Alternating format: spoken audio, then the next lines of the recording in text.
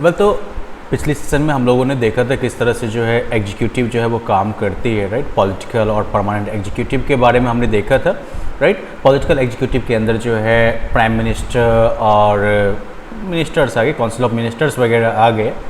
लेकिन अब पर्टिकुलरली हम लोग प्राइम मिनिस्टर के बारे में जानते हैं, समझे कि नहीं। प्राइम मिनिस्टर जो है इनके पावर्स के बारे में हम लोग थोड़ा बात कर लें अब यहाँ पर। अब यहाँ पर अगर कॉन्स्टिट्यूशन की बात करें तो इसमें जो है प्राइम मिनिस्टर के पावर के बारे में बहुत कुछ नहीं कहा गया है, या फिर मिनिस्टर के पावर के बारे में, या फिर प्राइम मिनिस्टर और मिनिस्टर के पावर के बीच में क्या रिलेशन होगा, इन सब के बारे में ज़्यादा कुछ कहा नहीं गया है। लेकिन गवर्नमेंट के हेड के तौर पर prime minister is the head of government executive, तो प्राइम मिनिस्टर जो है इनके पास बहुत सारे पावर्स हैं। फॉर एग्जाम्पल कैबिनेट मीटिंग होगी तो उसके कौन होंगे भैया, उसको चेयर कौन करेंगे, तो प्रधानमंत्री महोदय बैठ जाएंगे, है ना। वो जो है डिफरेंट डिपार्टमेंट के काम को भी कोऑर्डिनेट करते हैं। अगर दो डिपार्टमेंट के बीच में कोई डिसएग्रीमेंट हो गया तो उनका डिसीजन जो होगा वो फाइनल हो जाएगा। अब जैसे मान लो कि डिफेंस मिनिस्ट्री कहती है कि हमको जो है इतना सारा फाइटर प्लेन चाहिए, तोप चाहिए, ये चाहिए, वो चाहिए, और फाइनेंस मिनिस्ट्री कहती है कि नहीं भैया इतना पैसा खर्चा कर देंगे, तो फिर बाकी हेल्थ डिपार्टमेंट वाले को क्या देंगे, एजुकेशन डिपार्टमेंट वाले को क्या देंगे, झंझट होगा। तो ऐसे में डिसएग्रीमेंट जो हुआ तो इसमें डिसीजन किसका होगा, प्राइम मिनिस्टर डिसीजन लेंगे कि नहीं भैया हमको हथियार चाहिए या फिर हमको एजुकेशन चाहिए, that will be the decision of the prime minister. इसके अलावा जो है प्राइम मिनिस्टर जो है वो डिफरेंट मिनिस्ट्रीज़ के काम को जनरली सुपरवाइज भी करते हैं। जितने भी मिनिस्टर हैं वो जो है प्राइम मिनिस्टर के लीडरशिप के अंदर काम करते हैं। प्राइम मिनिस्टर ही जो है वही जो है डिफरेंट मिनिस्टर्स के काम को डिस्ट्रीब्यूट करते हैं या रीडिस्ट्रीब्यूट करते हैं। इसके अलावा उनके पास ये भी पावर है that A prime minister can always dismiss the ministers. चलिए मंत्री साहब आप बढ़िया काम नहीं कर रहे हैं, आपने बड़ा घोटाला कर लिया है, तो एक काम करिए अपना घर पर जाके पचाइए उसको। ये डिसमिस करने का पावर भी किसके पास है, प्राइम मिनिस्टर के पास। और साथ ही साथ अगर प्राइम मिनिस्टर अपना पद छोड़ता है तो पूरी मिनिस्ट्री को उधर से निकलना पड़ता है। प्राइम मिनिस्टर अगर अपना पद छोड़ दिया तो पूरी मिनिस्ट्री को साथ में जो है रिजाइन देना पड़ता है। तो इस तरह से अगर मान लो कि कैबिनेट को अगर आप ये कहिए कि कैबिनेट जो है वो इंडिया की सबसे पावरफुल इंस्टीट्यूशन है, तो ऐसे में कैबिनेट के अंदर प्रधानमंत्री जो है वो सबसे ज़्यादा पावरफुल है, ओके। और प्राइम मिनिस्टर के जो पावर्स हैं ज़्यादातर दुनिया भर की जो भी पार्लियामेंट्री डेमोक्रेसीज रही हैं उनमें प्रधानमंत्री का पावर जो है वो इतना ज़्यादा रहा है या इस तरीके से बढ़ता गया है कि पार्लियामेंट्री डेमोक्रेसी जो है इसको कभी कभी prime ministerial form of government भी कहते हैं। तो अगर आपसे पूछा जाए कि why is parliamentary democracy also called prime ministerial form of government, the reason is that the power of prime minister in all parliamentary democracy has been increasing, okay, in the recent decades. अब जो political parties जो मान लो कि चूँकि political parties का politics में बड़ा role होता है डेफिनेटली, और प्राइम मिनिस्टर जो होते हैं वो जो है कैबिनेट को और पार्लियामेंट को जो है पार्टी के थ्रू ही तो कंट्रोल करते हैं ना, क्योंकि प्रधानमंत्री कौन बनेगा, जो मेजोरिटी गेन करने वाली जो पार्टी है या कोलिशन है उसके मुखिया लीडर जो होंगे वो प्रधानमंत्री हुए। तो पार्टी जो है, पार्टी का जो पार्टी ने जिसको लीडर चुना है तो वही बंदा तो उसी पावर के बल पर तो वो कैबिनेट पार्लियामेंट सबको कंट्रोल करेगा ना। मीडिया भी इसमें कंट्रीब्यूट करती है, क्योंकि मीडिया क्या करती है कि वो जो है अक्सर पॉलिटिक्स और इलेक्शन वगैरह को जो है वो क्या करती है, तो पार्टी के टॉप लीडर्स के बीच का कंपटीशन बना देती है। तो मतलब पार्लियामेंट्री इलेक्शन अगर होता है तो it is like Modi versus let's say Rahul Gandhi, right, जो टॉप लीडर्स हैं, राइट, अमित शाह हो गए, मोदी हो गए, योगी हो गए, जो भी है। दूसरी तरफ राहुल गांधी हो गए, दिग्विजय सिंह हो गए या सचिन हो गए, जो भी है, राइट। थर्ड फ्रंट में ममता बनर्जी हो गई और भी जो लीडर्स मौजूद हैं वो सारे के सारे हो गए। तो इस तरह से मायावती वगैरह, तो इस तरह से जो है न्यूज़ जो मीडिया है वो भी यही काम कर देती है ना कि सभी पार्टीज़ के सुपरस्टार्स को पिक करने लगती है, तो गेम सुपरस्टार वाला हो जाता है, तो बाकी टीम तो पीछे रह जाती है ना। इंडिया में साथ साथ हमने ये भी देखा है कि इंडिया में भी इसी ट्रेंड के हिसाब से हमने देखा है कि प्रधानमंत्री के हाथ में जो है ढेर सारा पावर कंसंट्रेट हो जाता है। फॉर एग्जांपल जवाहरलाल नेहरू जो कि भारत के पहले प्रधानमंत्री थे, उनके पास ज़बरदस्त अथॉरिटी थी, ही एक्सरसाइज इनॉर्मस अथॉरिटी, क्योंकि जनता के ऊपर उनका ज़बरदस्त प्रभाव था।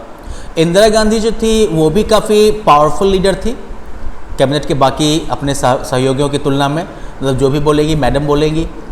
ऑफ कोर्स लाइक बाद में आके जो है पावर जो होता है प्राइम मिनिस्टर का वो जो है उस पर्सन के पर्सनैलिटी के ऊपर भी डिपेंड करता है जिनके पास वो पोजीशन है।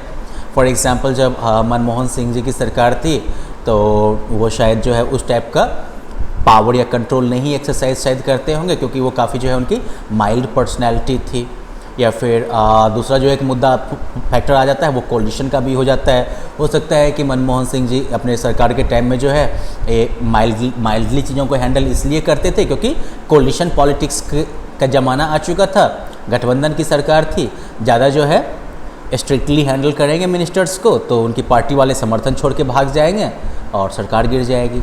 तो ये इन सब चीज़ों की वजह से जो है प्राइम मिनिस्टर का पावर थोड़ा सा जो है घटा है, राइट। प्राइम मिनिस्टर जो है कोलिशन गवर्नमेंट के वो जो है अपनी मर्जी से सारा डिसीजन नहीं ले सकते हैं।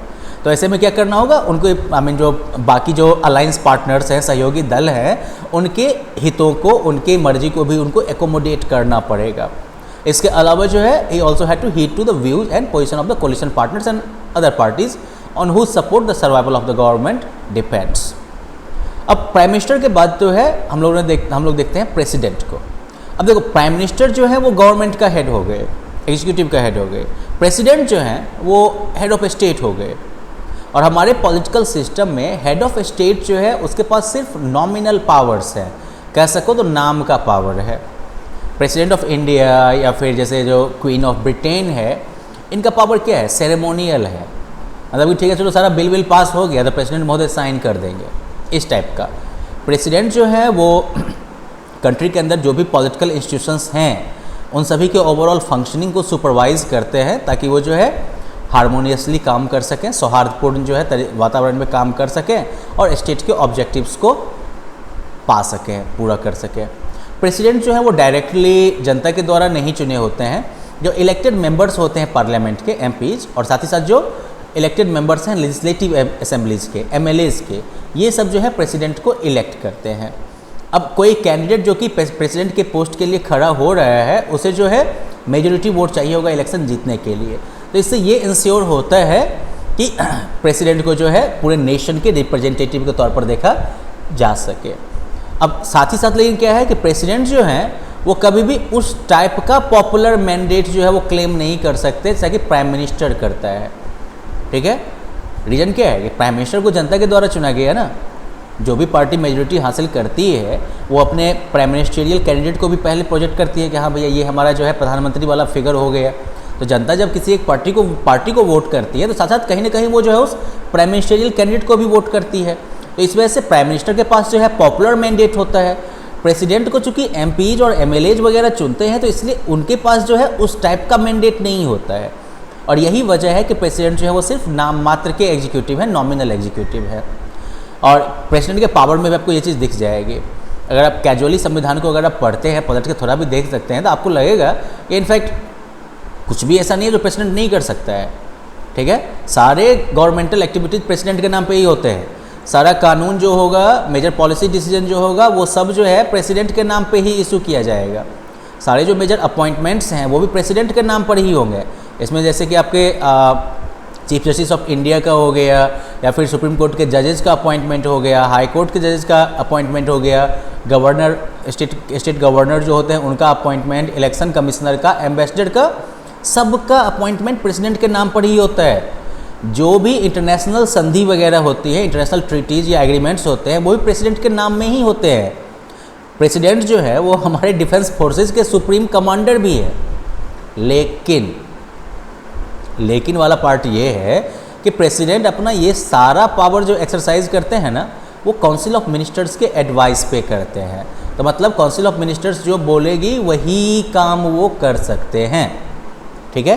प्रेसिडेंट जो है वो काउंसिल ऑफ मिनिस्टर्स से अब उनके एडवाइस को रिकंसिडर करने के लिए बोल सकते हैं।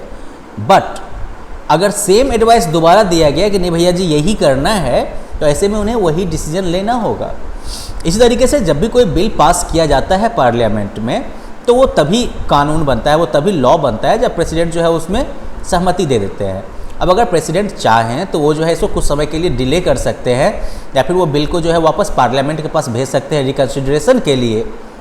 लेकिन if parliament passes the bill again the president has to sign it. अगर पार्लियामेंट उस बिल को पास कर दे दोबारा तो प्रेसिडेंट को उसे साइन करना ही पड़ेगा। तो वेल प्रेसिडेंट आखिरकार करते क्या है तब फिर, जब अपनी मर्जी से कुछ कर ही नहीं सकते हैं, जब हमेशा जो है काउंसिल ऑफ मिनिस्टर्स के ही रिकमेंडेशन पे, एडवाइस पर काम करेंगे, तो फिर उनका पावर क्या हुआ, वो अपनी मर्जी से क्या कर सकते हैं। तो वेल देखो, एक चीज़ है जो कि वो अपनी मर्जी से कर सकते हैं कुछ हद तक,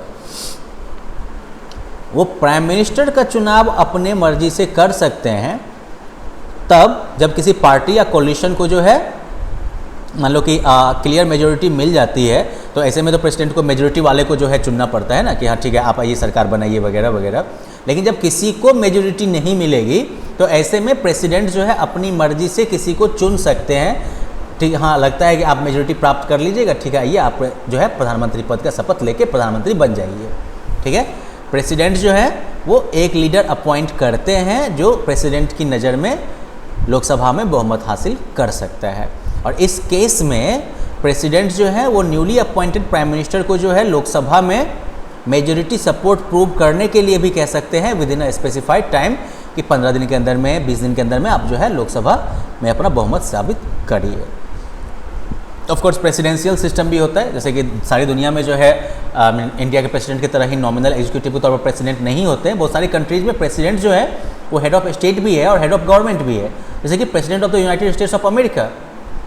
देखते हो ना, डोनाल्ड ट्रंप कुछ भी बोलेगा हो जाएगा। क्यों? क्योंकि यूएस में क्या है कि प्रेसिडेंट जो है वो डायरेक्टली लोगों के द्वारा, जनता के द्वारा चुना जाता है, और इस वही जो है पर्सनली जो है अपने सारे मिनिस्टर्स को अपॉइंट करता है।